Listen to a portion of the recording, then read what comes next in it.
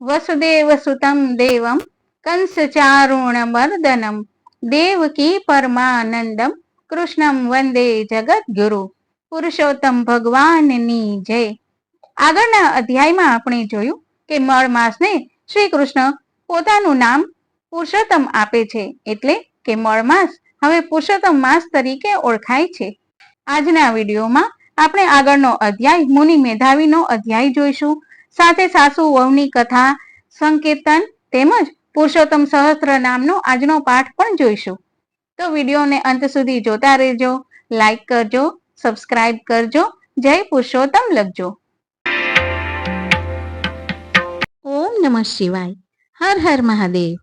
ભક્તિ કથા ચેનલમાં આપ સૌનું સ્વાગત છે. ભગવાનના સુંદર ચિત્રો સહિત પવિત્ર કથાઓ સાંભળવા માટે જરૂર સબસ્ક્રાઇબ કરો ભક્તિ કથા ચેનલ. જો આપ આ ચેનલ ઉપર નવા હો તો ચેનલને સબસ્ક્રાઇબ કરવાનું ભૂલશો નહીં.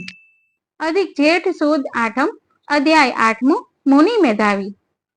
સુદ પુરાણી બોલ્યા, હે મુનિ શ્રેષ્ઠો, ભગવાન વિષ્ણુ અને ભગવાન શ્રી કૃષ્ણનો સંવાદ સાંભળીને અતિ હર્ષિત થયેલા નારદે ભગવાન નારાયણને પૂછ્યું, ભગવાન વિષ્ણુ પુરુષોત્તમ માસને વૈકુંઠમાં લઈને આવ્યા તે પછી શું બન્યું તે કહો.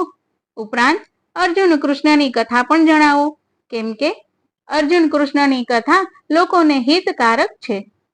ભગવાન નારાયણે જણાવ્યું, હે નારદ, ભગવાન વિષ્ણુએ પુરુષોત્તમ માસને પોતાને ત્યાં વસાવ્યો, તેથી તે પ્રસન્ન થયો. સાથે સાથે ભગવાન વિષ્ણુને પણ સંતોષ થયો. હે નારદ, હવે શ્રી કૃષ્ણ અને પાંડવો વચ્ચે કામ્યક વનમાં શું બને છે તે તને કહું છું. ભગવાન શ્રી કૃષ્ણ યુધિષ્ઠિરને ઉદ્દેશીને બોલ્યા, હે ધર્મરાજા, તમે 5 ભાઈઓ અને દ્રૌપદી રાજપાટ ત્યજીને જંગલમાં ભટકો છો ને પારાવાર દુઃખ વેઠી રહ્યા છો. આ દુઃખમાંથી મુક્ત થવા માટે તમારે પુરુષોત્તમ માસનું વ્રત કરવું જોઈએ. તમે તમારા શત્રુઓના ભયથી આ વ્રત ભૂલી ગયા હશો, તેમાં તમારો દોષ નથી. પોતાના ભાગ્યને આધારે માનવીને દુઃખ વેઠવું પડે છે. તમારા દુઃખનું બીજું પણ એક કારણ છે. દ્રૌપદી પૂર્વ જન્મમાં મેધાવી ઋષિની પુત્રી હતી. તેને ઘણા લાડકોડમાં ઉછેરવામાં આવી હતી. રૂપ ગુણમાં તે અજોડ હતી. બધી કલાઓમાં તે પારંગત હતી. એક સમયે પડોશમાં રહેતી પોતાની સખીને પોતાના બાળકને રમાડતા જોઈ તેને પણ સંતાન સુખની ઈચ્છા જાગી. તે વિવાહ યોગ્ય થઈ ચૂકી હતી, છતાં તેનો વિવાહ થયો નહોતો.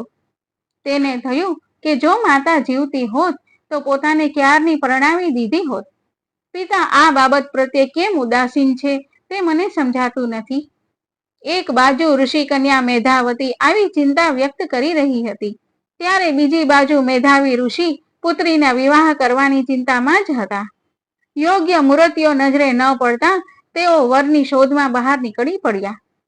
અનેક સ્થળે ઘૂમવાથી મેધાવી ઋષિ માંદા પડી ગયા. મહા મુસીબતે તે પોતાને આશ્રમે પાછા ફર્યા. તેમનાથી ઉઠી બેસી શકાતું નહોતું. તે બેભાન અવસ્થામાં પડી રહેતા હતા. પિતાની આ દશા જોઈ મેધાવતી મૂંઝાઈ ગઈ. મેધાવી ઋષિ ભાનમાં આવતા તેમણે પ્રભુને પ્રાર્થના કરી કે હે દીનાનાથ, હે રાધા રમણ, હે રાશેશ્વર, હે રાધાપતિ, હે ગોવિંદ, સંસાર સમુદ્રમાં ડૂબી રહેલ મારું આપ રક્ષણ કરો. આપની કૃપા વગર મારું દુઃખ દૂર થઈ શકે તેમ નથી. આપ મારા નિરાધારના આધાર છો. આપને હું નમસ્કાર કરું છું. મેધાવી ઋષિની આવી સ્તુતિ સાંભળી વિષ્ણુ લોકમાંથી ભગવાનના દૂતો તેમની પાસે આવ્યા અને તેમનો આત્મા પ્રભુના ચરણ કમળમાં પહોંચાડ્યો. આ બાજુ આશ્રમમાં પિતાના મૃત્યુથી મેધાવતી કલ્પાંત કરી રહી હતી. મેધાવતીએ પિતાના શબને પોતાના ખોળામાં રાખ્યું અને રડતા રડતા બોલવા લાગી, હે પિતા, આપ મને નોધારી મૂકીને ચાલ્યા ગયા. મારે માતા, બહેન, ભાઈ બીજું કોઈ સગું નથી. મને કોને આશ્રય છોડીને ચાલ્યા ગયા. મારી સાર સંભાળ કોણ લેશે? આ જંગલમાં હું એકલી કેવી રીતે રહી અને જીવી શકીશ? મેધાવતીનું આવું આક્રંદ સાંભળી આજુબાજુમાં રહેલા ઋષિ મુનિઓ દોડી આવ્યા. તેમણે મેધાવતીને આશ્વાસન આપ્યું અને મૃત્યુ પામેલ મેધાવીના દેહને અગ્નિદાહ કર્યો. આ પછી મેધાવતીએ પિતાની પાછળ યોગ્ય શ્રાદ્ધ, તર્પણ, દાન વગેરે કર્યું. તે આશ્રમમાં એકલી રહી. જેમ ગાય વિનાનું વાછરડું તરફડે એમ આશ્રય વિહોણી તે તરફડવા લાગી. સમય વીતતા તેનું દુઃખ ધીમે ધીમે વિસારે પડવા લાગ્યું. શ્રી બૃહદ નારદીય પુરાણના પુરુષોત્તમ મહાત્મ્યનું મુનિ મેધાવી નામનો 8મો અધ્યાય સંપૂર્ણ. પુરુષોત્તમ ભગવાનની જય. હવે આપણે સાંભળીએ પુરુષોત્તમ માસની પાવન કથા, સાસુ વહુની કથા. નદી કિનારે એક ગામ હતું. તેમાં એક ડોશીમાં તેમના દીકરાને વહુ સાથે રહેતા. સવાર પડતા દીકરો ખેતરે જાય અને દીકરાની વહુ ઘરનું બધું કામકાજ કરે. ડોશીમાં આખો દિવસ નવરા એટલે આજુબાજુ પડોશમાં જઈને વાતો કરે. ઘેર બેઠા પડોશણને બોલાવી વાતો કર્યા કરે. આમ આખો દિવસ પૂરો કરે. તેમને ધર્મ ધ્યાનમાં બહુ રસ નહોતો. વાતો કરવામાં તે રચ્યા પચ્યા રહેતા હતા. વહુ ઓછું બોલતી, ઘરના કામકાજમાં તે ડૂબી રહેતી. સમય મળે ધર્મ ધ્યાન કરતી. એવામાં પુરુષોત્તમ માસ આવ્યો. ડોશી માને પુરુષોત્તમ માસનું વ્રત કરવાનું નક્કી કર્યું. મારી સાસુ વ્રત કરનાર છે એ જાણી વહુએ પણ વ્રત કરવા વિચાર્યું. તેણે પોતાની સાસુને આ બાબત જણાવી. આથી સાસુ ગુસ્સે થઈ છણકો કરી બોલ્યા, મોટી જોઈ ભક્તાણી, ઘરમાં બેસી ધર્મ ધ્યાન કરો, નદીએ નાહવા જવાની જરૂર નથી. વહુ સાસુની નારાજગી સમજી ગઈ. તે મૌન રહી. તેણે મનોમન વ્રત કરવાનો સંકલ્પ કરી લીધો. ડોશીમાં રોજ સવારે વહેલા ઉઠી નદીએ સ્નાન કરવા જતા. નદીએ સ્નાન કરી કાંઠા ગોરમાનું પૂજન કરતા. કથા વાર્તા ચાલતી હોય ત્યાં બેસી કથા વાર્તા સાંભળતા. બ્રાહ્મણને દાન દક્ષિણા આપતા. આ બાજુ વહુ પણ સવારે વહેલી ઉઠતી. નિત્યક્રમ મુજબ સ્નાન કરતી. સ્નાન સમયે, હે પુરુષોત્તમ ભગવાન, મારું આ સ્નાન વ્રતના સ્નાન તરીકે માન્ય રાખજો. આટલું કહી નાતા નાતા હે પુરુષોત્તમ ભગવાન, હે પુરુષોત્તમ ભગવાન કહ્યા કરતી. તેણે દેવસ્થાનમાં પુરુષોત્તમ ભગવાનની નાનકડી મૂર્તિની સ્થાપના કરી. તે દરરોજ ધૂપ, દીપ, પુષ્પ આદિ સમર્પી તેમની સ્તુતિ કરતી, આરતી કરતી. વહુ અધિક માસમાં કથરોટમાં બેસીને સ્નાન કરતી હતી. તેણે એક કહેવત સાંભળેલ કે મન ચંગા તો કથરોટ મેં ગંગા. તે ન્યાયે દરરોજ કથરોટમાં બેસીને સ્નાન કરતી. લોટા વડે શરીર ઉપર પાણી રેડતી જાય ને પુરુષોત્તમ ભગવાનનું રટણ કરતી જાય. એક દિવસ ડોશીમાં નદીએ સ્નાન કરવા ગયેલ. ત્યાં નાતા નાતા તેમની ચૂની પાણીમાં પડી ગઈ. તે ચૂની શોધવા તેમણે ઘણી મથામણ કરી, પણ કંઈ હાથ લાગી નહીં. છેવટે કંટાળીને નિરાશ વદને ઘરે આવ્યા. હવે બન્યું એવું કે વહુ કથરોટમાં બેસીને સ્નાન કરી રહી હતી. ત્યાં તેની નજરે ચૂની પડી. તેણે તે લઈને ઘરમાં મૂકી. ડોશીમાં ઘરે આવી વહુને પોતાની ચૂની પાણીમાં પડી ગઈ તેમ જણાવ્યું. ત્યારે વહુએ કહ્યું, હું કથરોટમાં નાહતી હતી ત્યારે કથરોટમાંથી મને એક ચૂની મળેલ છે, તે તમે રાખો. ડોશીમાએ તે ચૂની લઈને જોયું તો તે પોતાની ચૂની હતી. તે આશ્ચર્યમાં ગરકાવ થઈ ગયા, પણ કાંઈ બોલ્યા નહીં. 5 દિવસ થયા હશે કે નદીમાં નાતા નાતા ડોશીમાના હાથમાંની વીંટી સરકી જઈ પાણીમાં પડી. આ વખતે પણ ડોશીમાએ ઘણી શોધાશોધ કરી. નાનાર બીજા ભાવિકોને પણ વાત કરી. તેઓ પણ શોધવા લાગ્યા, પણ કોઈના હાથમાં વીંટી આવી નહીં. છેવટે થાકીને નિરાશ થઈ ડોશીમા ઘરે આવ્યા.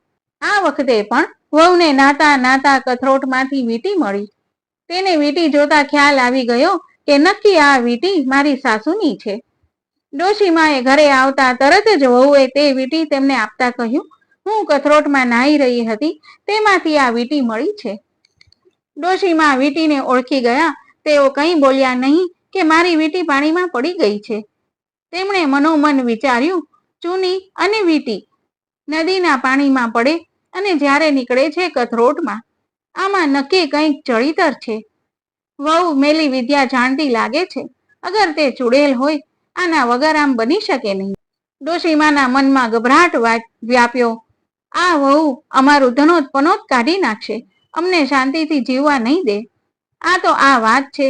કાલે ઉઠી તેના છોકરાઓ થાય, તેને આ ભરખી જાય તો અમારા વંશનો નાશ થાય.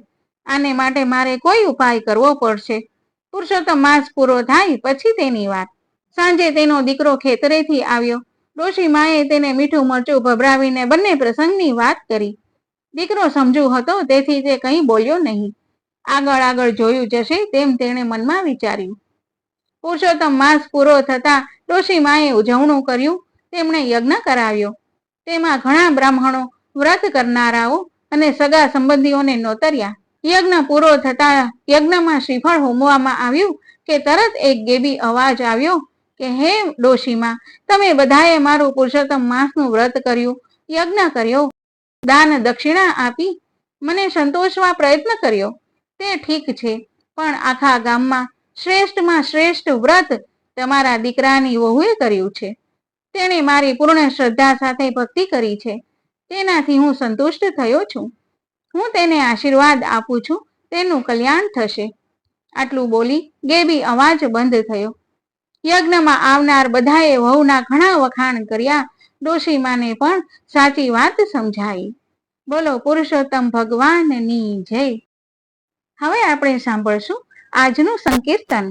પુરુષોત્તમ પ્રભુ મારા આંગણે આવો રે, હૈયાના દીવા પ્રગટાવો રે, ભક્તિના રંગે થાળ સજાવ્યો, પ્રેમથી તમને પોકારું રે.